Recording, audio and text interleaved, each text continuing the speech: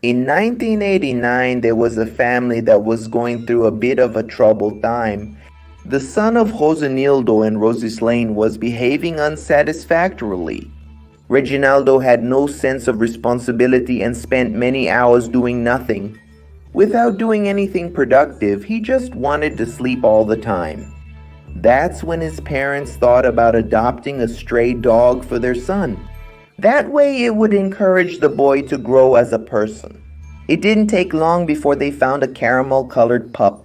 Soon the dog was already celebrating, and you could see he was very happy to find a family and a home as a result. Introduced to the boy Reginaldo, the dog started licking and jumping on the boy, but Reginaldo was very lazy and forgot to take care of the dog.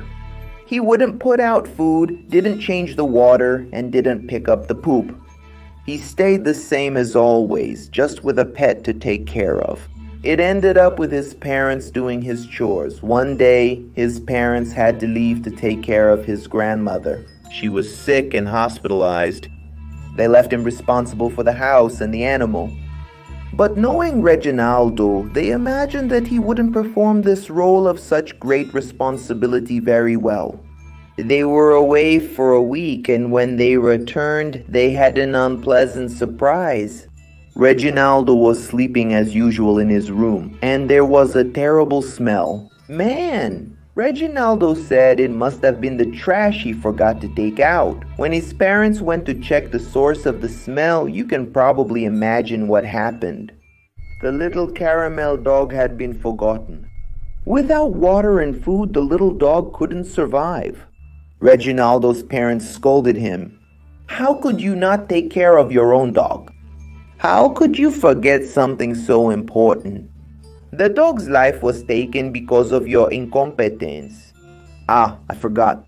I heard him barking many times, but I thought he was barking at someone passing by on the street or at the cats up on the roof.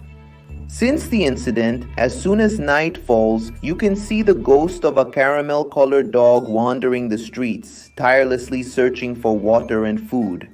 To this day, he still searches for a home and for an owner who will love him and treat him with the respect he deserves. So my friends, if you see the ghost of a caramel-colored dog on your street, make sure to treat him very well and put water and food at your doorstep. And guys, don't forget, Yoyo was a child like any other, one of those people who are avoided in places. Many thought she was strange because she was shy, that she was boring and uninteresting. Yoyo was very sad because this always happened to her. After a while, she stopped trying to interact with people and stayed locked in her room all day. Her parents were very busy working and didn't notice that their daughter was having problems. She started drawing to pass the time. She drew on all the walls. As the days went by, Yoyo started to go crazy. She lost control over her emotions, and it was becoming difficult for herself. Her mind was a whirlwind of sadness and anger. She hated the world and her life. One day, she heard laughter coming from outside her house. She looked out onto the street and saw the kids playing and having fun. As a last attempt to interact, she tried to go there to play too. However, she was rejected by the group. Let me tell you something. You're really weird. We don't want to play with you, girl. You look like you just came from a funeral. Look at your face. Strange. What a freak! Get out of here, you crazy girl! That was the last straw for Yoyo. Something in her mind snapped. She was angry, very angry. So she started drawing the face of a yellow bear. She used it as a mask and she stormed out of her house roaring like a bear.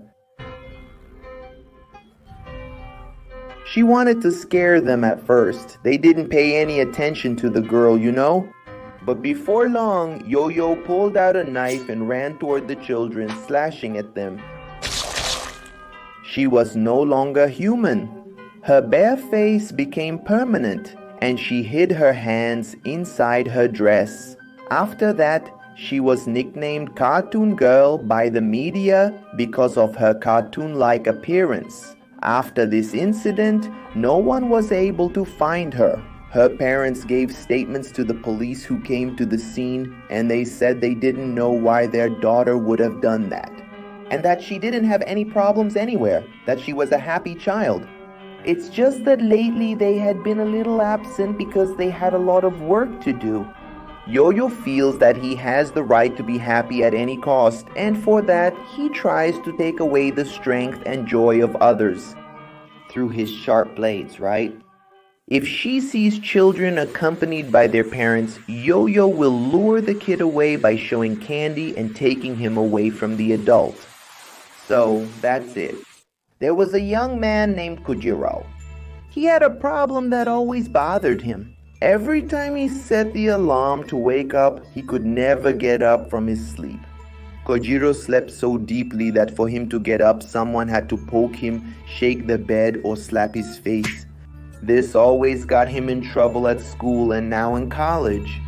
He attends the robotics college in Michigan, and after missing so many classes, he decided to create a device that, instead of just making noise, would make physical contact with him. That way he would never miss his appointments again.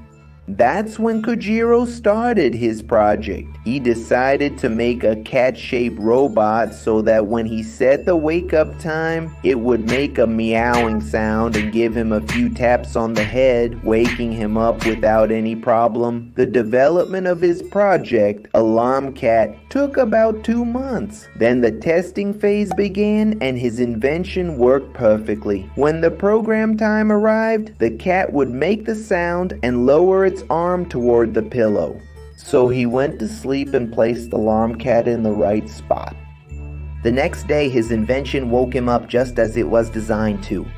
Kojiro wouldn't miss any more appointments from that day on. He was proud of his creation until one day he decided to upgrade the cat, connect it to the internet so it could analyze the temperature, weather forecasts, and important news. Giving him more time while he got ready, Alarm Cat performed its function perfectly, and more upgrades kept being made. It even started cleaning his apartment, washing his dirty underwear, dusting, a bunch of things. Basically freeing the guy from doing all the manual labor and allowing him to focus only on his studies. Until one day at 6:30 ante meridiem, when it was time to wake up, Alarm Cat didn't go off. Kojiro, later furious for missing his appointment, went to see what had happened. And out of nowhere he hears, "I'm not going to wake you up anymore. I'm not paid to do your dirty work."